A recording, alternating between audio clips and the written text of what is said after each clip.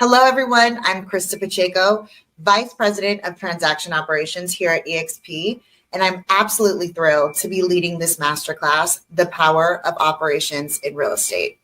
So my journey with eXp started back in 2017, and I've been incredibly fortunate to lead a variety of dynamic teams here, from agent onboarding to team services and transactions. But let me rewind for a second. I started in real estate over 20 years ago as an admin for a top producing agent. I got licensed in California in 2007, eager, full of hustle and heart. But like many, I initially lacked structure. I didn't have any systems, no automation, and I certainly had no operational lens. Even though I was executing repeatable tasks daily, I didn't realize then that I was already building systems. It was just without definition. I wasn't just an agent. I was unknowingly running a business without treating it like one. But over time, I recognized that operational excellence wasn't a luxury. It was a driver for growth, a safeguard against burnout, and a way to deliver consistent top-tier experience for clients, teams, and partners. So let's dive in. The masterclass will help you reframe how you look at your business, not just as sales or that hustle, but as an operational engine with measurable outcomes. So there's two core themes. First, understand how operations directly impact business performance. And this isn't just a theory. Operational excellence reduces your stress, it improves scalability, and it leads to more predictable outcomes. Second, learn to measure what truly drives your success. So, spoiler alert, it's not just about closings or commission checks. It's about understanding leading indicators and not just the lagging ones. So whether you're a solo agent, part of a team, or running a team, you'll walk away today with frameworks that apply to every stage of growth. So let's talk definitions. What is operations? Operations are the systems, tools, workflows that all drive your business behind the scenes. And it's not just paperwork. It's what supports growth, client experience, and that long-term scalability. It's everything that turns effort into results. So why does that matter? Because strong operations reduce friction. They give you leverage, the ability to do more with less. They ensure consistency in client experience, your performance, and even compliance. So when your back office is clean and streamlined, your business doesn't just run, it scales. And you can deliver better service, you can close more deals, and you have that peace of mind knowing that things aren't slipping through the cracks. All right, so let's visualize the impact. I've listed some common pain points and what they could look like after operational intervention. So lost or mishandled deals. We're going to turn that around with structured deal flow. Introduce a consistent checklist for every transaction stage. Assign accountability for each of those steps. You can use a pipeline tracker to visualize deal status and prevent that fall off. So missed deadlines. We would attack that with streamlined task management. Integrate a project management tool with deadline tracking. You can use automated contract date reminders or shared calendars, and you can create visual dashboards that show what's due, when, and who owns it. I know I'm super visual. Poor communication. You're going to turn that around with centralized systems. Consolidate your communication with CRMs, with shared inboxes and templates. Weekly check-ins become automated and trackable. What about an internal CRM? Those notes mean no one is ever out of the loop. All right, data chaos. We're going to fix that with clean systems. So regular CRM hygiene, and yes, that's a thing. Naming conventions in your Google Drives or your Dropbox. And are you making the most of SkySlope? So think about forms, DigiSign, or even books. And then inconsistent client experience, that's going to be fixed with your SOPs. So define the client journey, brand every touch point with templates and guides, and set and reinforce expectations at every stage. All right. Ultimately, the wasted time, the burnout, you're going to fix that with delegation and automation. So leverage TCs and VAs and automations. Use AI to draft messages, follow-ups, and reminders. And once you build templates once, you can reuse them forever. So operations is peace of mind. You don't need to duplicate yourself or spend more hours working. You need to add smarter processes. All right, do I have you thinking yet? So ask yourself, are you currently utilizing any of the following? And if you aren't, think about implementing, and even just one or two to start. Now, if you are using some of these systems, when was the last time you reviewed your tools, your SOPs, the platforms you're using? Have you ran any of your items through ChatGPT lately? And you don't need a fancy setup. Focus on core tools and build from there. Remember, how do you remove that manual effort and create repeatable processes? And you can even review one system per month and just ask yourself, can this be automated, templatized, or delegated? All right, so take a look at some of the examples in the chart. So we'll use the category of time. That metric, you're going to look at time to close. And why that matters is you're measuring your efficiency. Or what about workflow? How many on-time tasks were completed? That's going to show you your operational health. If you can't measure it, you can't improve it. So metrics, stats, data is really going to tell you how your business and operations are performing. So it's beyond closings and commissions. Track your response time, your lead conversions, your days to contract, and time spent on your admin tasks versus selling. Data is going to show you where to double down or where you need to pivot. So I have your first homework assignment. Audit your workflow. This is your roadmap. Get honest about where you're spending time and where things are falling through the cracks. This is where operations can step in and fix the gaps. So draw it out, like literally. Use a pen and paper, whiteboard, or you can do it digitally with like Miro or Lucid. That visual is going to reveal the bottlenecks and the opportunities that aren't always obvious in the day-to-day. So find your systems that help streamline. What are the steps from lead to close? Where do things drop off? Where does there need to be a handoff? And what needs a follow-up protocol? Again, are you leaning on tools like ChatGPT? Throw in your checklist, your workflows, your SOPs, and ask for improvement ideas. Now, I get it. Some of you may be saying, like, this is not my language, and that's fine. I'm going to ask you then, do you have a VA, a TC, an admin?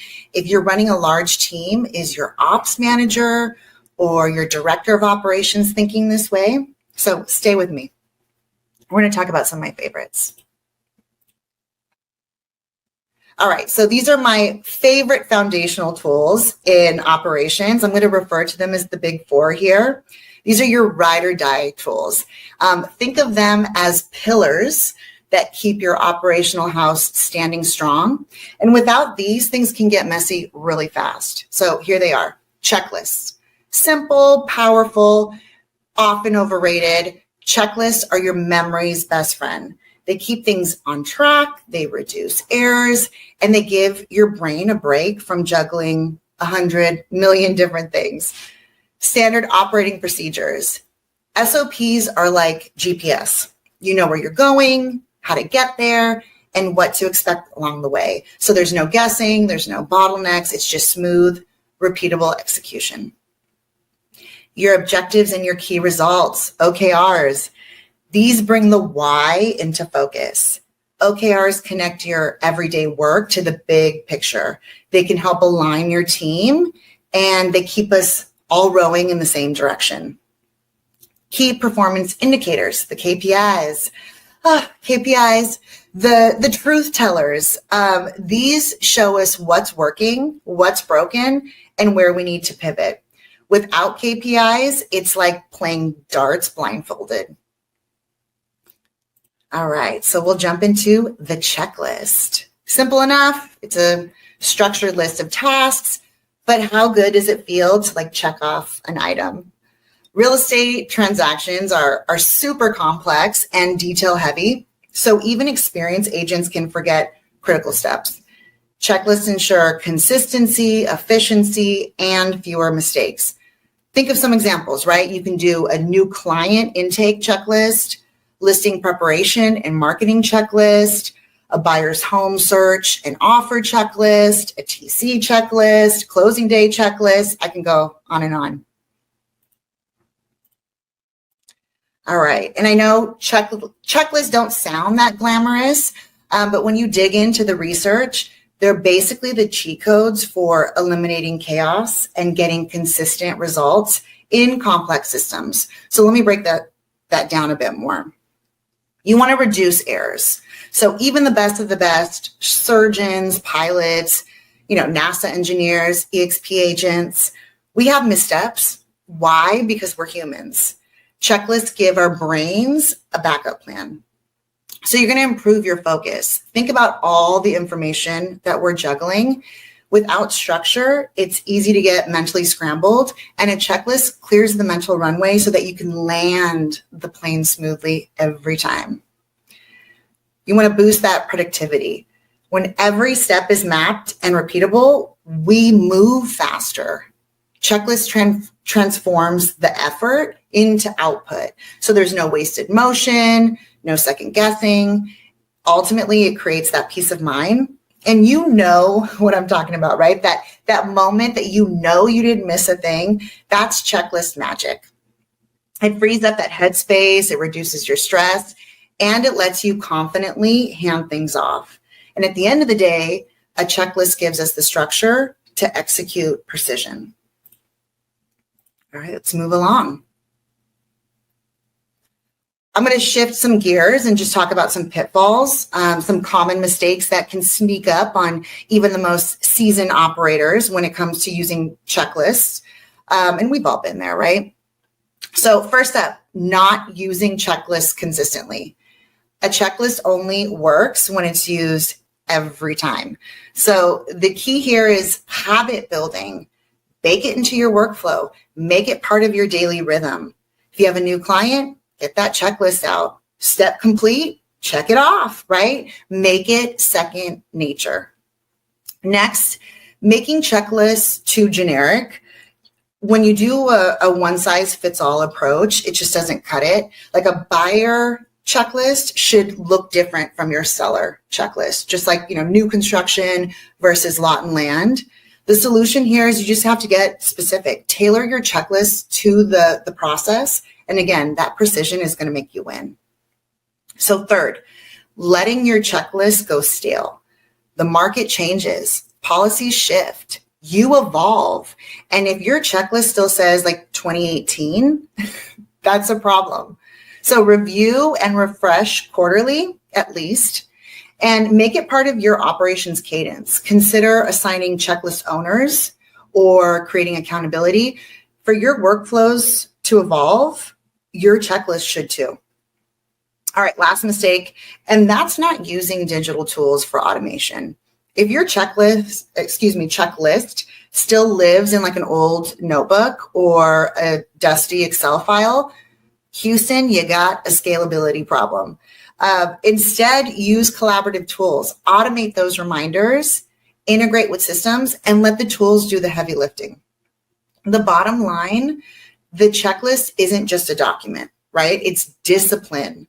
So avoid these, and then you'll turn that simple little checklist into a performance powerhouse.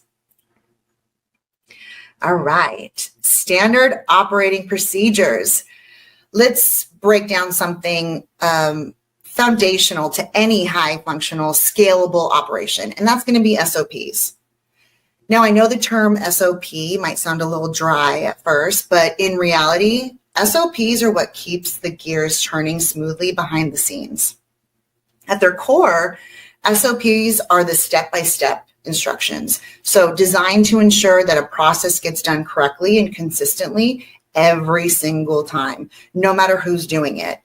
So you're going to bring that clarity, right? Like the SOPs eliminate that ambiguity, and everybody knows what needs to be done, when, and how. You're going to bring in that consistency. They're the backbone of a repeatable success. You don't want 5 people doing the same task 5 different ways, especially in a system with compliance, commission, and timelines, right? Where it matters. Fewer errors. When the process is followed step by step, we reduce avoidable mistakes. And that means, fewer fire drills, escalations, missed items. Ultimately, SOPs are how we scale. They are the playbooks for performance. I'm going to go a little deeper. Why do they matter so much in real estate? So we're not just talking about documents, right? We're talking about protecting your brand, your clients, and your business at scale. Let's dig into why these standard operating procedures are non-negotiable in our space. So that consistency. First and foremost, SOPs ensure that every client gets the same high level of service from the first showing to the final signature.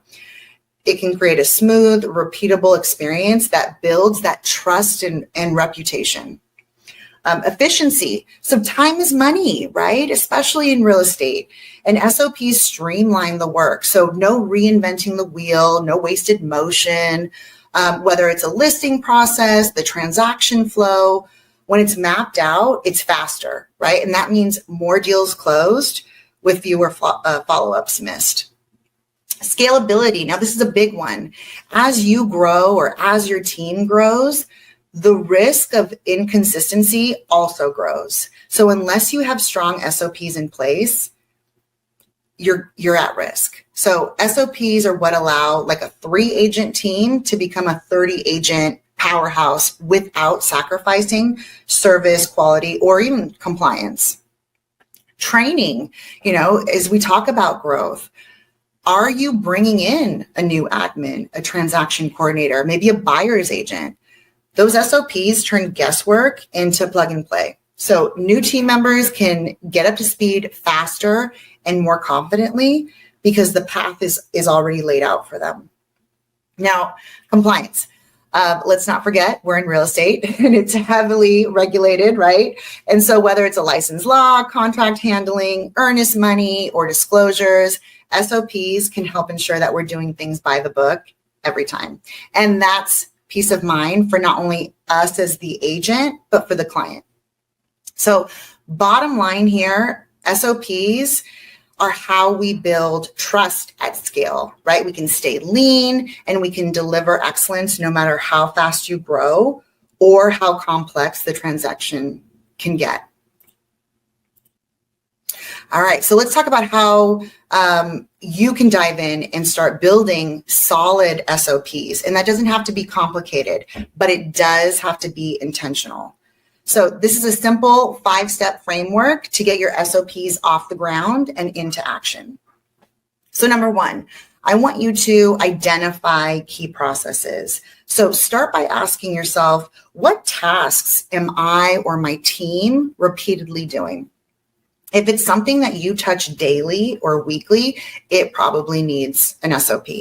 And here's a pro tip. Don't try to document everything at once. Start with your super high impact, high frequency processes, and then you can move from there. All right, number 2, document each step clearly. Like write it like you're explaining it to someone who's never done it before for the first time. Use simple, actionable language, step by step. You could do, bullet point style, and avoid vague instructions like check system. Like say what system, what they're checking for. So remember, clarity beats cleverness here. Number 3, use checklists or templates. So going back going back one to our checklist. Structure is your best friend here. Use tools that make it easy to follow and hard to forget. And again, throw it into ChatGPT. All right, 4, SOPs should be living documents. Once it's written, test it. Ask, was anything confusing? Did I miss a step? Where did I get stuck? And then you're going to refine continuously, because improvement is key, especially as tools or systems or compliance rules change. And then 5, store it in a central location. A great SOP doesn't help anyone if you can't find it. Keep it somewhere that everyone can access, CRM, a shared drive, or you can start to create a centralized SOP manual. And if you are expanding, your team, your business, make sure that any new hires or team members that you bring on know where to find it on day one. You want your SOPs to be part of your muscle memory and not a scavenger hunt.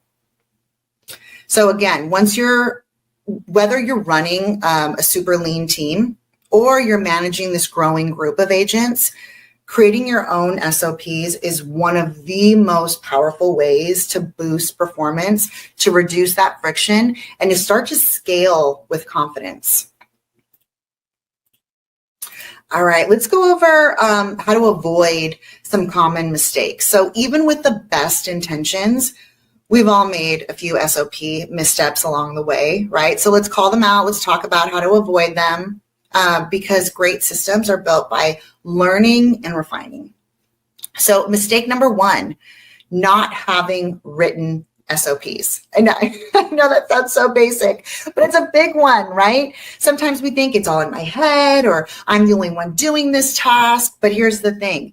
If it's not written down, it can't be scaled, it can't be shared, and it can't be optimized. So fix it. Start documenting. Even if you're a one-person operation, you're not just writing it for today, you're future-proofing for growth, delegation, or even emergencies. Mistake number 2, making SOPs too complicated. I'm sure we've all seen SOPs that look like a 20-page legal document. And if it's too much to follow, you're not going to use it. So how do you fix that? Keep it simple, clear, concise, and actionable. Think bullet points, checklists, screenshots, whatever makes it intuitive and user-friendly. If you can't follow it on the first try, it needs revision. Again, throw it into ChatGPT. See what improvements you can make. All right, mistake number 3, not updating your SOPs over time. Markets change, tools evolve, new compliance rules pop up. And if your SOPs don't keep up, you're flying with outdated instructions. So how do you fix this? Set a recurring reminder. Do it quarterly, do it biannually, right? Review and refresh your SOPs. And it doesn't have to be a full overhaul. Sometimes it's just one step that you're fixing or you're adding in a new link, but those small tweaks really do make a big impact. All right, mistake number 4, not using your SOPs for training. So you are expanding your business. You are expanding your team. If your new agents or admins are being trained by memory or by improv, you're reinventing the wheel every time. So how do you fix that? You make SOPs part of your onboarding kit. So new team members should start with a structured path, not trial and error. And it sets those expectations, it reduces training time, and it builds confidence really quickly. So bottom line here, treat your SOPs as more than just documents. They become your strategic assets that power your consistency, your speed, and your growth. Okay, we having fun yet? All right. This is a biggie, and you could probably have an entire masterclass just on OKRs. So real estate is fast-paced, it's fiercely competitive. And whether you're an agent that's juggling 10 escrows or a team lead that's growing your team, or even a support specialist like navigating the transaction volume, this industry doesn't slow down for anyone. Clients want speed and clients want results. And your success depends on how well you keep up and stay aligned. And even further, right? Success in this space takes more than hustle. It takes the focus, the accountability, and that measurable progress. So winging it cannot be a strategy. You need to know, what are you aiming for? How do you know you're on track? And what happens if you're not? And that's where OKRs come in. So objectives and key results. They help us set clear, ambitious goals and then track them in a way that's real, actionable, and visible. All right, so why OKRs work? In our case, right, they bring structure to a fast-paced, relationship-driven industry, and they keep you focused on what matters most, that sustainability and that measurable growth.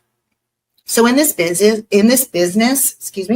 it's easy to get pulled in 100 different directions, right? You have showings, you have calls, you have contracts, social media, training.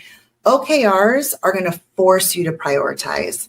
They ask, what's going to move the needle the most? Instead of trying to do everything, we can zero in on what actually drives results.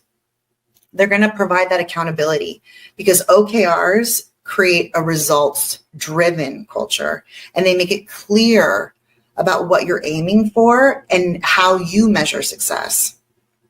And one of the biggest pain points in growing is that misalignment. So are your efforts connected to the bigger picture? So OKRs are going to solve this by allowing you to see your work levels up to your broader mission. And then growth. OKRs are meant to be stretch goals. They push us out just beyond our comfort zone, and they create a space for learning, for testing and iterating. And over time, they drive that continuous improvement. All right, so I do want to call this out because I think sometimes it's easy to confuse traditional goals with OKRs, and there is a difference. So think, I want to grow my team, or I want to increase conversions. And then you break that down into measurable outcomes that you can rally around. So traditional goals often start with good intentions, but then they kind of fall short in a few key ways. Sometimes it's vague objectives, like you think, I want to grow my business, or I want to get better at follow-ups. And that sounds great, but what does success actually look like? So these types of goals lack that clarity and direction. So traditional goals, they don't have that measurable outcome. There's nothing to track. We can't say whether we were making progress or if we're just spinning our wheels. Unfortunately, they're a little static and unchanging. A lot of times once a goal is set, it tends to collect dust, rarely revisited and rarely refined. And then we tend to focus on effort. Like, I worked really hard this week, and that's great, but effort doesn't always equal impact. So traditional goals often celebrate the hustle without measuring the results. Now, OKRs, on the other hand, we're going to flip the script. We start with clear, specific objectives. What do we want to achieve, and why does that matter? Then we define the key results. They're quantifiable, they're trackable metrics that tells us whether we're winning or if we need to adjust. So OKRs are dynamic. They're reviewed, they're adjusted, I would say quarterly, so that we can stay agile and relevant. And most importantly, they're focused on outcomes, not just the output. Did you move the needle? Did you get the result that you set out to achieve?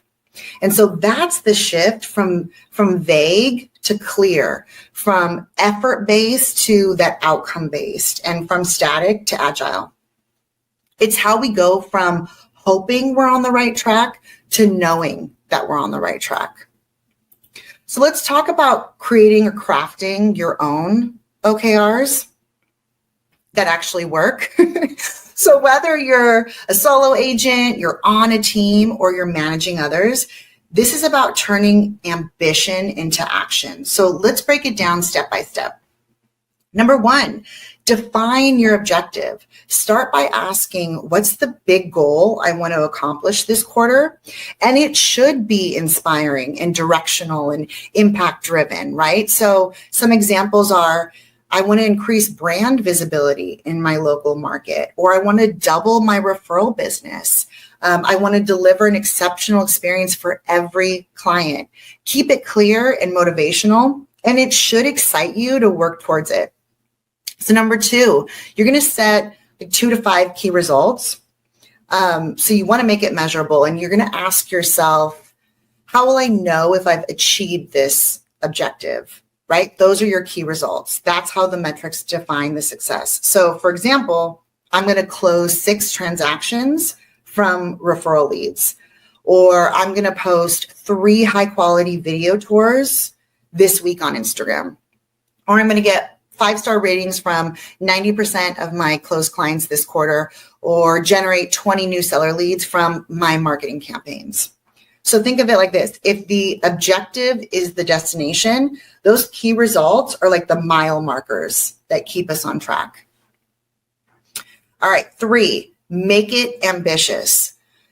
OKRs aren't your to-do list. They're your stretch goals. They should push you to grow and test new strategies and operate at a higher level. And with that said, they still need to be realistic. So that sweet spot are goals that make you like a little nervous, but are still within reach and you can stay focused. So remember, it's progress over perfection. If you hit 70, 80% of a bold OKR, like you're doing really great. All right, 4, track and adjust. Don't just, set it and forget it with OKRs. You got to review your progress. I would even say weekly, bi-weekly. Ask yourself what's working, what's stuck, what needs to be adjusted. That's where the magic happens. By keeping your OKRs alive and visible, you're going to be able to stay focused, especially in a fast-moving market. And think about it, like whether your goals are around transactions, marketing, referrals, or even your personal development, those OKRs are going to give you a framework to get intentional, to stay aligned and grow with purpose. So let's go over some common mistakes and how to avoid them, because even though OKRs are a powerful framework, you could fall into some common traps, especially when first getting started. So I'm going to walk through some of those. Mistake number 1, setting objectives that are too broad or vague. Think about like, I want to grow my business, or I want to get more organized. Like that sounds good, but they don't tell you what you're doing or how you're going to get there. So the fix for that is you got to be super specific and action oriented. So instead of grow my business, try, I'm going to expand my presence in the luxury market in the Los Angeles area, or I'm going to increase repeat and referral clients through improved post-close follow-up. The clearer your objective, the easier it is to align your actions to measure success. All right, mistake number 2, choosing key results based on effort and not the outcome. So like another common misstep is to list activity goals, like make 100 calls or attend 3 trainings. Those are tasks, not outcomes. So the fix for this is you're going to focus on measurable results that show impact. So for example, you're going to convert 30% of the call list into appointments, or you're going to secure 3 new listings from open houses. The goal is to track what gets accomplished and not just what gets done. All right, mistake number 3, set it and forget it. One of the biggest killers of progress is writing OKRs and then never looking at them again. If they live in a Google Doc that you haven't opened in 2 months, they're not helping you. They're not doing their job. So the fix here, you're going to build in regular check-ins. Like I said, weekly, bi-weekly, review your OKRs, reflect on progress, make those updates, and that's going to help you remove those blockers. And that's where momentum is built, one intentional adjustment at a time. So the good news is these mistakes are easy to avoid. And once you're aware of them, like you can really stay clear, stay outcome driven, and keep your OKRs active. And that's why that will go from another planning tool to a true growth engine for your business. All right. So this is going to lead us to key performance indicators. Real estate is a numbers game, but which numbers matter? In a business full of activity, right? Your calls, your showings, your offers, your closings, it's easy to stay busy without really knowing what's moving the needle. And that's where KPIs come in. KPIs are the metrics that matter most, and they help you measure performance. They, help you spot those opportunities so that you can make smarter, faster decisions. So, for example, how many conversations are converted to appointments? Or how many listings are actually turning into closings? What's your lead response time? What's your highest ROI coming from? When you track the right KPIs, you stop guessing, you start optimizing, you can gain clarity, right? You can identify those bottlenecks. You know where to double down. And let's not forget, what gets measured gets improved. If you're not tracking it, you're not managing it. And if you're not managing it, you're leaving growth on the table. So think about OKRs that we just spoke about and that operational excellence. And remember that KPIs are your early warning sign, your scorecard. They don't just tell you what happened, they show you what to do next. All right, so let's talk about why KPIs are more than just a nice to have, right? They're absolutely essential for growing and sustaining a successful business, especially in real estate. So you're going to track your progress. First and foremost, KPIs let you know where you stand. Are you on track? Did you hit your listing goal this quarter? Are you pacing toward that income target? Without data, you can easily drift. So with KPIs, you've got a built-in GPS for your business. They help you identify strengths and weaknesses. KPIs show you what's working and what's not. So maybe you're crushing it with listing appointments, but then you're struggling to convert those buyer leads. Or maybe your lead gen is super strong, but your follow-up is weak. That clarity is going to help you focus your energy where it's going to make the biggest impact. So time is most valuable, and especially in real estate, right? Those KPIs help you spend it wisely. So instead of guessing on which activities are worth your time, like you can prove it. If you want to double your conversion rate, track it. You want to know if open houses are working, measure them. When you use KPIs to evaluate your performance, you work smarter, not just harder. So let's be honest, at the end of the day, it's about closing more deals, right? Earning higher commissions and making better business decisions. When you understand your numbers, you can scale what works and you can cut out what doesn't. More intentional action equals more income, more stability, more growth. Again, whether you're an individual agent or leading a team, KPIs are the difference between running your business and allowing your business to run you. All right, so let's talk about setting and tracking your KPIs. So you know why they matter. Let's talk about how to actually set and track them in your real estate business, because tracking without intention is just busy work, and tracking with purpose, that's where the real growth happens. So step one, choose the KPIs that align with your business goals or your OKRs. Not every metric matters equally. If your goal is to grow listings, track listing appointments and conversions. If it's more closings, you need to monitor your pipeline health and contract to close rate. Focus only on the KPIs that directly support your goals. So it really is that quality over quantity.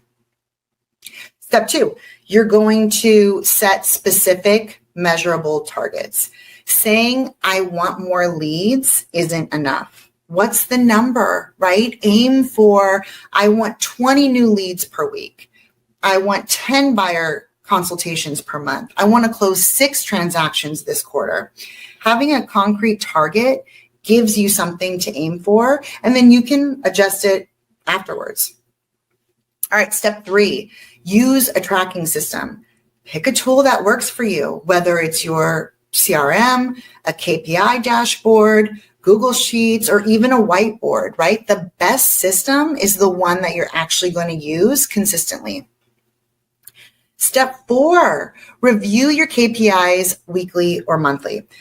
Again, don't just set and forget, right? You got to build your KPI check-ins to your routine. Is it a Monday planning session? Is it a Friday wrap-up? Is it your monthly strategy review? Ask, are we on pace? Are we trending up or down? And what do we need to shift? And remember, KPIs aren't there to judge you, right? They're there to guide you. Okay, so step 5, take action based on the insights. The real value of KPIs isn't just tracking, right? It's not just about having a pretty dashboard. It's in responding. If you see a drop in lead conversions, tweak your follow-up. If your pipeline is light, refocus on prospecting. So let the data drive smarter decisions. Like I said, don't just have them drive the dashboard. Bottom line here is setting and tracking your KPIs will turn your business into a performance engine, one that's proactive, that's agile, and again, built to scale. So let's cover some of those common mistakes and how you're going to avoid them. Because when it comes to KPIs, it's easy to get off track. And it's not because you don't care, but because if we try to do too much or, we lose that momentum in the follow through. So let's go through some of the common mistakes and how you can sidestep them. So mistake number 1 is probably tracking too many KPIs at once. It's tempting to track everything, but if you have 25, 30 metrics on your dashboard, it's hard to know what actually matters. So the fix here is going to be focusing on 5 to 10 metrics that truly move your business forward. What's connected to your OKR. So think lead generation, conversion rates, average days on the market, your pipeline size, your client satisfaction. Keep it simple, right? Track what drives your decisions. Mistake number 2, not reviewing your KPIs regularly. They're meant to guide your strategy, not just, collect dust on a spreadsheet or your dashboard or your whiteboard. So the fix here is build that reoccurring check-in. Weekly, if you're moving fast, monthly, if it's like a longer term. And these reviews don't need to be long. Honestly, it's like just enough to answer the question, am I on track? What needs my attention? That's enough. Mistake number 3 is ignoring those low performance areas. So it's super easy to double down on your strengths, celebrate those wins. But the real growth happens when you identify and improve the weak spots. So the fix here is you're going to use your KPIs like a spotlight. If lead to close conversion is low, dig into why. If showings aren't turning into offers, look at your pricing strategy. KPIs aren't just about what's working. They're also about like the early warning sign, right? Like, check me out. All right, mistake number 4, not setting realistic targets. Overly ambitious goals can backfire because if you're constantly falling short, your motivation drops and then your tracking stops. So the fix here is your targets should be challenging but doable. Use past performance as a baseline and then stretch from there. It's better to consistently hit a 10% improvement than to aim for, 100% and then you burn out. So in short, be focused, be consistent, and be honest with the data. When you use a KPI right, again, it's not about the judgment, it's about continuous growth. All right, so I have your ops action plan, and I would like you to think about your next steps. Audit an area or two, right? Think about updating one system, or what SOPs are you going to check out? I would like you to think about tracking 2 key metrics. What about delegating or automating some recurring tasks? And then review your progress and reset those goals. So good old rinse and repeat. And I want you to remember, you are a business, not just an agent. Operations equal leverage. That leverage equals time, and time equals scale. So it's not about duplicating yourself, systematize yourself. And I have some final thoughts for you. So let's close with a moment of reflection. I want you to ask yourself, are you truly leveraging the tools and resources available to you, or some just collecting dust? Are your systems designed for scale, or are they just helping you keep your head above water? Are your platforms and processes aligned with the future that you're building, or are they stuck in the past? And ultimately, remember this, because if I could go back and tell myself years ago, success in real estate isn't just about hustle. It's about habits. So now you have the blueprint, right? The frameworks, the mindset. Use those checklists. Use your SOPs to build consistency. Use OKRs to align and stretch. And use those KPIs to guide and grow. This is how you're going to stop reacting and start building with purpose. So thank you all for showing up with your time, your energy, and your commitment to growth. Now go out there and build something exceptional. You've got this. Take care, everyone.